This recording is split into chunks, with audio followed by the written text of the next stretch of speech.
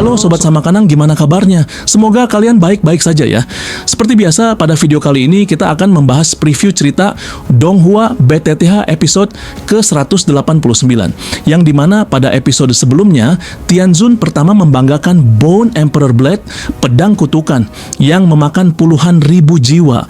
Namun, sementara ia menyombongkan diri, Xiaoyan justru tersenyum dan berkata, "Kalau kau begitu percaya pada tulang rapuh itu, maka aku akan menghancurkannya." Saat itu juga 5 api surgawi melonjak keluar, lalu perlahan menyatu menjadi roh api raksasa, membentuk teknik mengusir api 5 cincin.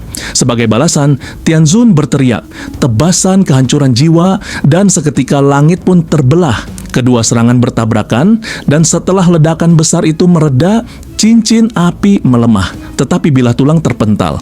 Karena gagal menekan Xiaoyan, Tianzun mencoba membujuknya untuk bergabung dengan Aula Jiwa. Akan tetapi, Xiaoyan menolak mentah-mentah sehingga Tianzun marah dan melebur dirinya dengan pedang tulang, hingga kecepatannya berlipat ganda.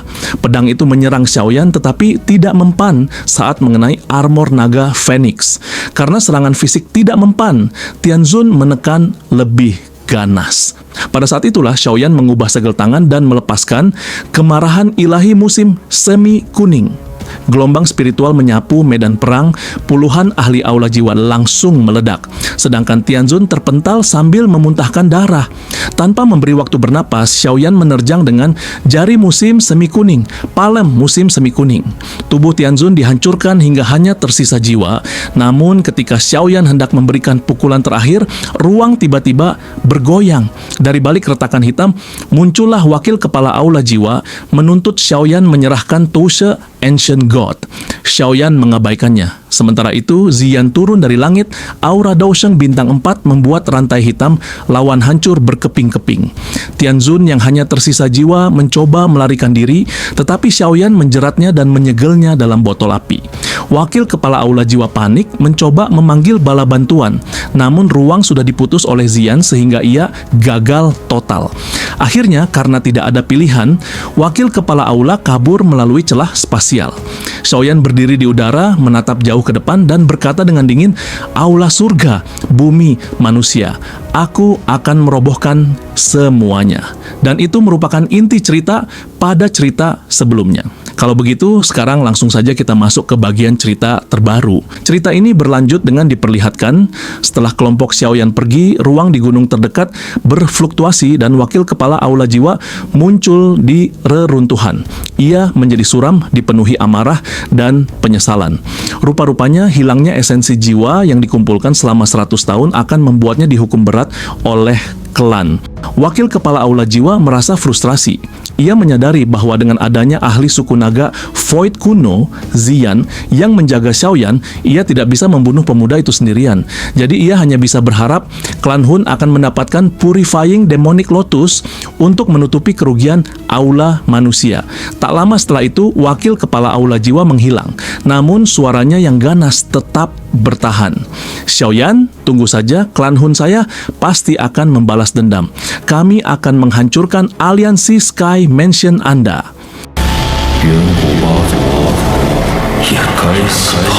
Berita penghancuran aula manusia cepat menyebar di Central Plains, menimbulkan kejutan dan kegembiraan besar. Faksi-faksi mulai menganggap serius aliansi Rumah Langit. Sementara itu, Xiaoyan menghabiskan beberapa hari untuk beristirahat, lantas bersiap menyerap esensi jiwa. Rupa-rupanya, ia ingin mencapai negara surgawi sempurna, tahapan setelah negara surgawi tingkat lanjut yang ia capai. Hanya setelah mencapai negara surgawi sempurna, barulah seseorang mungkin maju ke keadaan yang legendaris. Tak lama setelah itu, Xiaoyan duduk di atas batu besar di alam bintang. Gugus cahaya jiwa mengambang di depannya. Ia mengulurkan tangan, lantas merasakan kekuatan luas dan murni yang terkandung di dalamnya. Xiaoyan memuntahkan api coklat keabu-abuan. Rupa-rupanya, api surgawinya telah memurnikan api jantung lautan. Namun, peningkatannya tidak signifikan. Kekuatannya hanya maju sedikit, dan mantra api hanya maju dari metode Qi kelas Kuasitian ke tingkat rendah kelas Tian. Ia tidak kaget karena ia sadar api surgawi biasa tidak lagi bisa menarik perhatiannya di tingkat Daosheng. Selang beberapa saat, Api melayang dan menyelimuti gugus cahaya jiwa. Suhu tinggi meresap, lantas uap hitam sangat samar dipancarkan.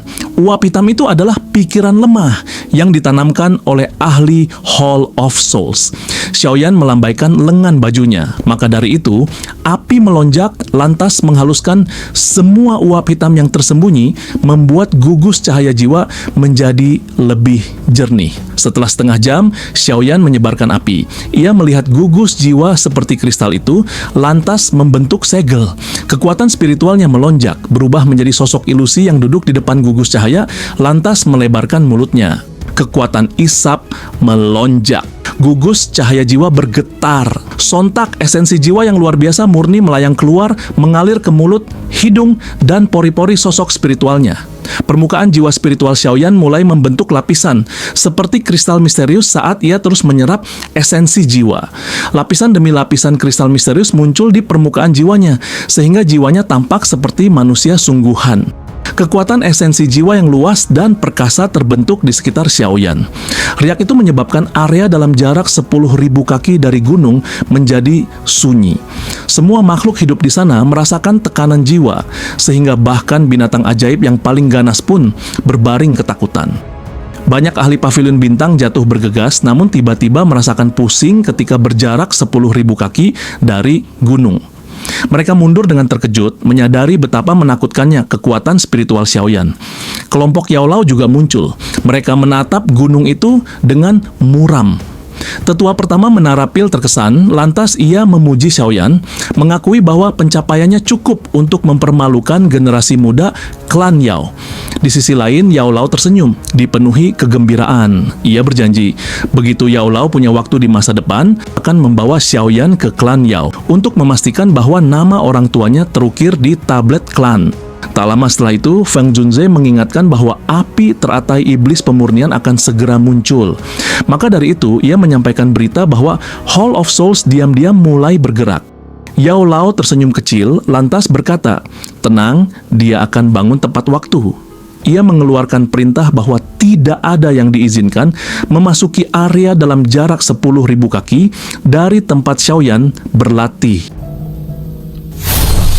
Hari demi hari berlalu. Fluktuasi spiritual dari gunung tumbuh semakin kuat. Setelah sebulan, hampir seluruh alam bintang terpengaruh.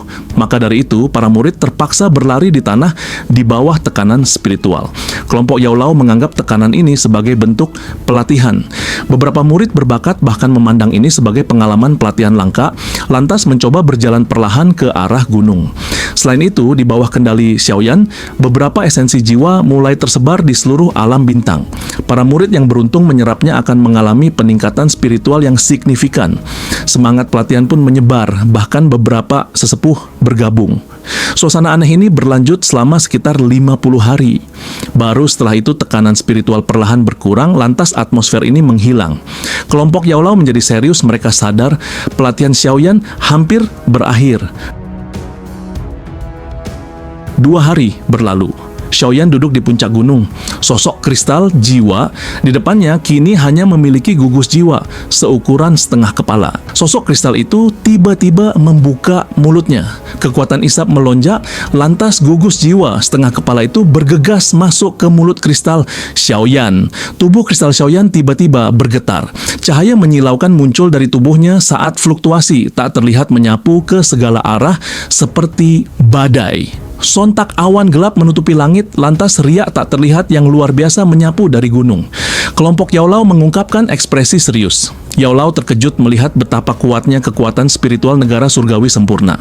Tetua pertama menara pil kecil berkata bahwa kekuatan spiritual Xiaoyan saja kini dapat melawan Douseng bintang 2. Di sisi lain, Yaolao menjelaskan, begitu jiwa mencapai negara surgawi sempurna, ia bisa bertarung secara terpisah dari tubuh fisik dan bahkan dapat beregenerasi jika mencapai D-state. Tetua pertama menambahkan bahwa jiwa negara surgawi sempurna tidak berbeda dengan tubuh fisik. Lantas kerjasama antara keduanya akan melonjakkan kekuatan berlipat ganda, mirip dengan rekan tempur yang tak tertandingi. Kekuatan spiritual tak terlihat menyebar seperti gelombang air dari awan tebal masih berlanjut. Lantas seluruh alam bintang tercermin dalam pikiran Xiaoyan. Ia bisa merasakan fluktuasi emosional terkecil. Hal itu adalah bentuk kontrol baru, wawasan ke dalam hati orang lain yang dicapai dengan jiwa negara surgawi sempurna. Dengan pemikiran dari Xiaoyan, fluktuasi spiritual menyebar. Lantas dalam 1 menit singkat, banyak kejadian dalam radius 500 km tercermin ke dalam pikirannya. Fluktuasi itu terus menyebar dengan kecepatan tinggi, melampaui alam bintang. Namun sebagian besar ahli tidak dapat merasakan pengawasan tersebut. Fluktuasi spiritual Xiaoyan menyebar jauh. Ia bertemu beberapa jiwa kuat dan mendeteksi beberapa jiwa yang mengamatinya, menyadari Central Plains dipenuhi banyak ahli tersembunyi. Ketika Xiaoyan hendak menarik kembali spiritualnya, ia tiba-tiba merasakan semangat yang membangkitkan panas dari dalam jiwanya. Lantas fluktuasi spiritualnya menuju ke arah perasaan panas itu. Kecepatan spiritualnya sangat cepat, sehingga jiwa Xiaoyan mencapai sumbernya, pegunungan yang diselimuti distorsi spasial. Cahaya putih krem samar merembes keluar. Gugus cahaya misterius di benaknya yang diperoleh dari peta kuno api teratai iblis pemurnian berguncang hebat. Sontak Xiaoyan menyadari tempat ini adalah lokasi di mana api lotus pemurnian iblis akan turun. Hanya api teratai iblis pemurnian yang bisa menyebabkan rasa sakit membakar pada seseorang dengan 5 api surgawi. Tak berselang lama, tiba-tiba ruang sekitarnya bergejolak. Fluktuasi spiritual yang sangat kuat melonjak, bertabrakan keras dengan fluktuasi spiritual Xiaoyan. Lantas Xiaoyan menyusutkan jiwanya, ia tahu penyerang memiliki kekuatan spiritual yang sama kuatnya. "Siapa kamu? Mengapa Anda menyerang saya?" Orang misterius itu berkata, "Tampaknya esensi jiwa yang dikumpulkan oleh Aulaman telah ditelan olehmu. Anda memang layak menjadi seseorang yang telah menyebabkan Hall of Soul saya gagal berkali-kali. Anda benar-benar mewujudkan gaya Xiaoshuan." Fluktuasi intens dipancarkan dari dalam jiwa Xiaoyan. Ia menyadari orang itu adalah kepala dari Hall of Souls. Karena Anda berani mengintip lokasi di mana api iblis akan lahir, Anda harus mengikuti kepala ini kembali ke aula jiwa. Lantas tangan hitam terbentuk di langit mencapai lokasi jiwa Xiaoyan. Sontak suara samar tua tiba-tiba terdengar, "Hun Misheng, bukankah terlalu berlebihan bagimu untuk menyerang seseorang dari generasi muda mengingat statusmu?" Tangan besar lain terbentuk dan membentur tangan hitam itu. Badai spiritual menakutkan meluas, menghancurkan pembatasan ruang. Kepala aula jiwa berteriak, "Hantu tua, kamu memang sedang memantau api teratai setan yang memurnikan." Suara tua itu menjawab perlahan, "Aku hanya tidak ingin itu mendarat di tangan Hall of Souls-mu." Tak lama setelah itu, suara tua itu berkata dalam hati Xiaoyan, "Tinggalkan tempat ini." Tiba-tiba jiwa Xiaoyan didorong kuat kembali ke tubuhnya. Ribuan kilometer dari pavilion bintang jatuh, seorang remaja gembala sapi yang sedang duduk di punggung sapi mendongak ke langit barat laut.